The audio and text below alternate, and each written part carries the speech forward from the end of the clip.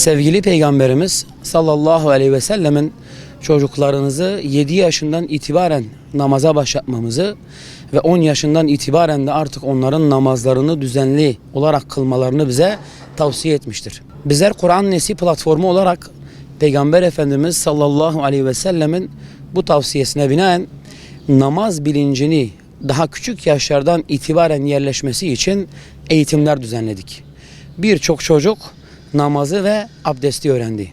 Hamdolsun bu bizim için bir iftihar vesilesidir. Yüce Rabbimiz Kur'an-ı Kerim'de namazın fuhşiyattan koruduğunu, kötülüklerden alıkoyduğunu bize açıkça bildirmiştir. Çünkü namazlı toplumlarda namazın hakkını veren bir nesil fuhşiyattan ve kötülüklerden alıkonulacak. Bugün maalesef ahlaki çürümenin, yozlaşmanın, ifsadın en büyük nedeni namazlı bir nesil olmayışıdır. Çünkü eğer namazlı bir nesil yetişirse inşallah ahlaklı bir nesil de yetişmiş olacak. Bu vesileyle Kur'an Nesli platformu her sene Hayat Namazla Güzeldir etkinlikleri düzenliyor. İlçelerimizde ve Türkiye'nin birçok ilinde bu etkinliklerimiz Ağustos ayından başlayıp, yani Ağustos ayında eğitimlere başlayıp Eylül ayında da artık etkinlikleri yapmaya başladılar. Hamdolsun şu anda tüm illerimizde, ilçelerimizde bu etkinlikler bitti.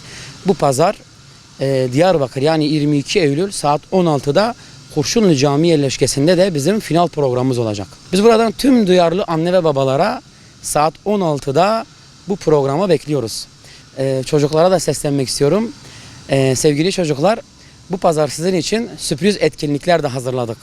Sizler anne ve babalarınızın ellerinden tutup anne baba haydi bizi namaza götür deyip pazar günü 22 Eylül saat 16'daki Kurşunlu Cami yerleşkesindeki etkinliğimize hepsini davet ediyoruz.